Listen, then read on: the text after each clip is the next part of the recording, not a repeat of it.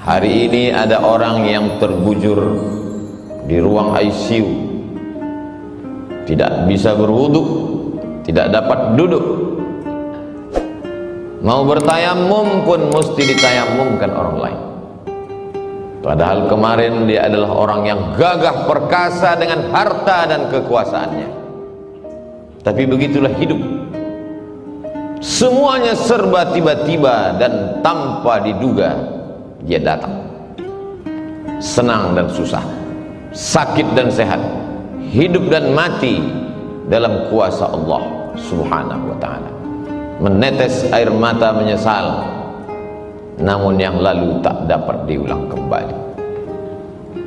Sayup-sayup suara azan dari menara masjid menembus lobang-lobang angin di celah jendela. Air mata penyesalan masih ada, alhamdulillah masih diberikan Allah Subhanahu wa ta'ala sakit. Bagaimana dengan yang mati mendadak secara tiba-tiba melangkah keluar dari rumah, bukan dengan kata bismillah, tidak pula bismillah tawakkaltu 'ala Allah wala haula wala quwata illa billah, tapi dalam perbuatan maksiat dan dosa. Kematian datang tiba-tiba. Tidak ada roh gentayangan dalam Islam. Roh dalam kuasa Allah Subhanahu wa ta'ala. Yang baik-baik letaknya illiyin, yang buruk, jelek, jahat, busuk, sijjin. Tidak ada satupun manusia yang bisa memanggil, mengundang, mendatangkan roh manusia. Tapi tradisi ini sudah lama berlangsung. Ketika Syekh Muhammad Abduh dalam masa pelariannya ke Paris, Prancis, bersama tokoh Islam yang terusir dari Mesir, Jamaluddin Al-Afghani. Mereka juga punya tradisi di sana menghadirkan roh, dan Syekh Muhammad Abduh diundang dalam acara itu. Kata Syekh Muhammad Abduh, kalau memang betul kalian bisa menghadirkan roh, tolonglah undang roh Nabi Isa alaihissalam, karena aku ingin bertanya kepadanya, apakah dia mati disalib atau bagaimana keadaan yang sebenarnya. Apa jawab mereka? Ini roh istimewa yang tak dapat dijemput dan diundang oleh siapapun. Undanglah roh Nabi Muhammad SAW, karena aku ingin bertanya tentang hadis-hadis. Aku ragu apakah ini hadis sahih atau hadis dhaif. Kata mereka, ini roh spesial, itu hanyalah silat lidah belaka, roh dalam kuasa Allah Subhanahu wa ta'ala. Lalu kalau ada yang bisa mendatangkan roh sesungguhnya, siapa yang berkata itu? Mengapa suaranya mirip? Mengapa dia tahu lokasi tempat kejadian peristiwa per pekan, per hari, per jam, per detik? Karena sesungguhnya manusia lahir jadi didampingi oleh jin yang disebut dengan qarin. Ya'shu an dzikrir rahman, siapa yang tidak berzikir mengingat Allah, nuqayyid lahu syaitanan fahuwa lahu qarin, maka kami akan ikatkan ke tubuhnya syaitan, dan syaitan itu menjadi fahuwa lahu qarin, yang senantiasa bersama dengan dia. Itulah mengapa kita pagi membaca wirid-wirid Al-Fatihah, Qul huwallah, Qul a'udzu bil falaq, Qul a'udzu birabbin nas, pangkal Al-Baqarah, ayat kursi, ujung Al-Baqarah. Para mursyid tarekat Naqsyabandiyah, Syadziliyah, Al-Khalwatiyah, Al-Qadiriyah memilih wirid-wirid tertentu, diajarkan dan diamalkan murid supaya terselamat dari godaan jin syaitan. Tapi kemudian ada orang yang berkawan, berteman dengan setan, dia panggil setan, lalu kemudian setan itu berkata, akulah si fulan, suaranya mirip, tahu berbagai peristiwa yang pernah terjadi dalam kehidupannya. Sesungguhnya itu adalah setan memanggil setan. Islam mengajarkan roh dalam genggaman kudrat, iradat, kuasa Allah Subhanahu wa ta'ala.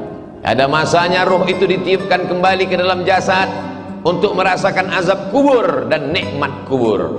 maka kita mendoakan mereka, Allahumma ja'al qabrahu raudatan min riyadil jinan, jadikanlah kuburnya salah satu dari taman-taman surga.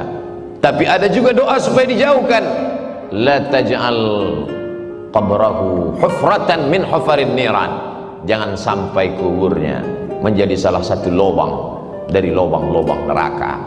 Itu pula yang dipesankan Sayyidina wa Maulana wa Syafi'ina wa Dzukhrina wa Qurrati A'yunina Muhammadin sallallahu alaihi wasallam kepada Sayyidatuna Aisyah radhiyallahu anha, kalau engkau lewat di pemakaman Baqi, janganlah mulutmu diam saja, doakanlah mereka, assalamualaikum ya ahla diyar minal mu'minin wa inna insyaallahu bikum lahiqun, yarhamullahul mustaqdimina wal mustaakhirin, nas'alullah lana walakumul afiyah. Assalamualaikum ya ahla diyar, keselamatan untuk kamu wahai penghuni kubur, wa inna insyaallahu bikum lahiqun, sesungguhnya kami pun akan menyusul kamu, lambat laun, esok pagi, petang, sore, pasti akan menyusul kamu. Yarhamullahul mustaqdimin, Allah mencurahkan rahmatnya untuk orang yang mati duluan, wal mustaakhirin, dan yang datang belakangan. Nas'alullah lana walakumul afiyah, kami tetap selalu memintakan kebaikan kepadamu ya Allah, ya dzal jalali wal ikram, ya fa'alul lima yurid, ya man qada amran innama yaqulu lahu kun fayakun. Ketika roh itu sudah berpisah dengan jasad, jasad itu pun lalu kemudian jantung berhenti berdetak, napas paru-paru tak lagi berhembus, maka darah berubah menjadi nanah, nanah membusuk hanya menjadi santapan cacing tanah. Tapak rumah yang dibeli dengan hasil kerja keras, arsitek yang diundang, dipanggil khusus untuk menggambar sesuai dengan selera, uang halal haram hantam semuanya, sampai masanya satu jengkal pun tidak ada yang mau menerima jasad di rumah itu, tetap diasingkan ke tempat yang jauh, taman pemakaman umum. Mana raja-raja, sultan-sultan Melayu yang gagah perkasa, Siak Sri Indrapura, tidak dikenang. Tapi siapa yang mengenang? Yang dikenang adalah Masjid Shahabuddin, sempat membangun masjid. Itulah mengapa para ulama, para alim ulama mengingatkan para zu'ama, penguasa, untuk membangun masjid. Karena ketika ruh sudah berpindah ke alam barzakh, barzakh artinya pemisah, dia tidak disebut dengan dunia karena orangnya sudah mati meninggalkan dunia. Dia tidak disebut dengan akhirat karena alam masih terkembang, dunia belum kiamat. Pemisah antara dunia dengan akhirat, dia adalah alam barzakh. Mana bupati, gubernur dan wali kota, semuanya selesai dalam 2 periode, mati menghadap Allah. Tapi masjid yang pernah dia bangun dalam wilayah kekuasaannya, namanya tak dikenal, tak diingat orang, tapi pahala tetap mengalir ke liang lahat kuburnya. Ketika kekuasaan masih ada di ujung tangan, tanda tangan masih berlaku, tolonglah agama Allah, karena semuanya hanya sekedar mimpi belaka. An-nasu niyam, manusia ini semuanya tertidur. Falamma matu, ketika mereka mati, intabahu, barulah mereka tersadar, terbangun dari tidur yang panjang, lelap sampai mengigau. Ternyata hanya mimpi jadi orang kaya, mimpi menjadi penguasa, mimpi menjadi orang yang dipuja-puja. Ketika kematian datang, semuanya tinggal baju besar, kemewahan dan kemegahan, harta benda kendaraan. Sedetik setelah kematian, dia mulai dibagi-bagi, dipotong-potong, dicabik-cabik oleh ahli waris. Kalau anak sempat disekolahkan ke pondok pesantren tahfiz Quran, dia yang akan mengantar sampai ke liang lahat, dia yang akan mengiring ke pemakaman, dia yang turun ke bawah meletakkan ke liang lahat, dia tempelkan hidung orang tuanya, karena begitu yang diajarkan menurut sunnah Rasulullah SAW. Setelah itu dia ke atas, dia bacakan talqin, dia kirimkan doa. Di tengah malam dia terjaga, menetes air matanya, berkata, Rabbighfirli wa liwalidayya warhamhuma kama rabbayani shaghira.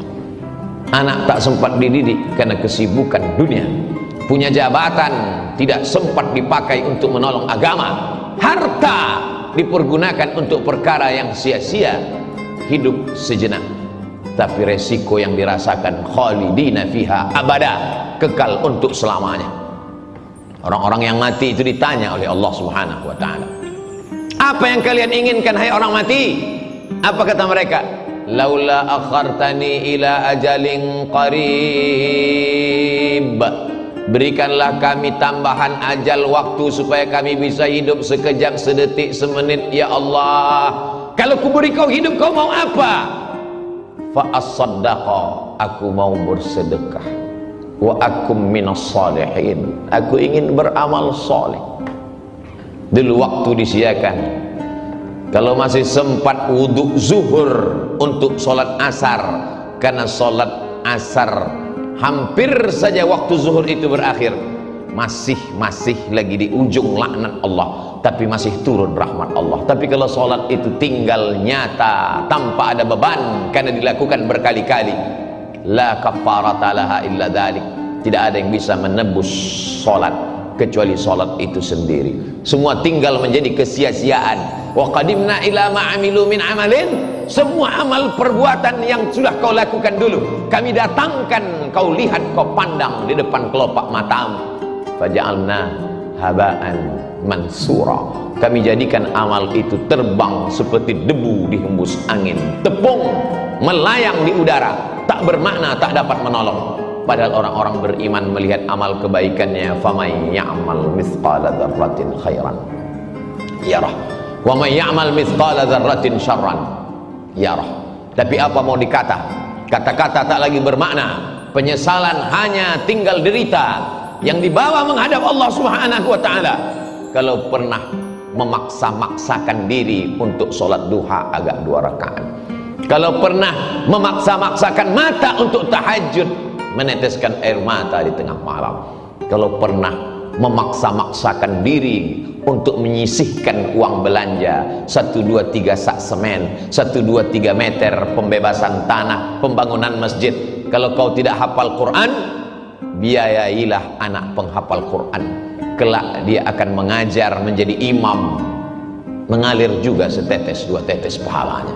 Kalau kau tidak pernah menuntut ilmu agama, tak dapat lagi menghafal karena dipangkal panjang, dibaca yang panjang lupa yang pendek, dibaca pangkal hilang yang ujung, diulang ujung melayang yang pangkal, maka bantulah fakir miskin dan du'afa, karena itu sajalah lagi satu-satunya harapan yang dapat menolong ketika ajal tiba menghadap Allah Subhanahu wa taala.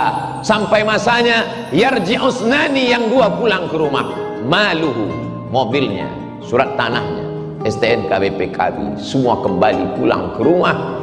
Wa ahluhu, keluarga, anak, menantu, handai tolan, suami, istri, kawan, jiran, tetangga, semua pulang ke rumah. Hari pertama, kedua mereka meneteskan air mata, hari keempat, kelima mereka mulai tertawa, hari keenam, ketujuh hanya tinggal kenangan semata.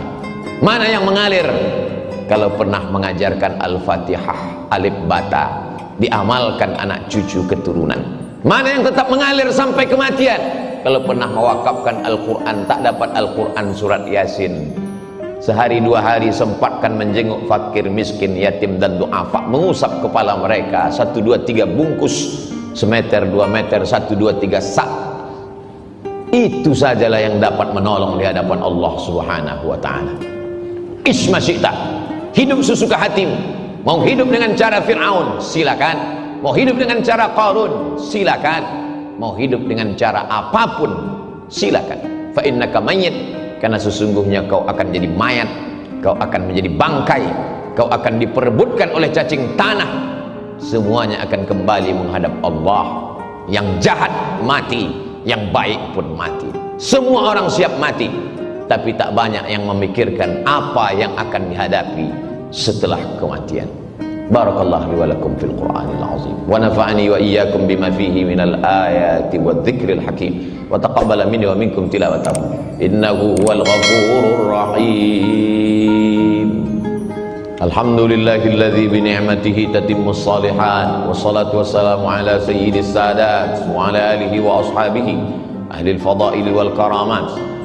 Asyhadu an la ilaha illallah wahdahu la syarika lah wa asyhadu anna sayyidana Muhammadan abduhu wa rasuluh wa safiyuhu min khalqihi وخليله أدى الأمانة وبلغ الرسالة ونصح للأمة وتركنا على المحجة البيضاء ليلها كنهارها لا يزيغ عنها إلا هالك.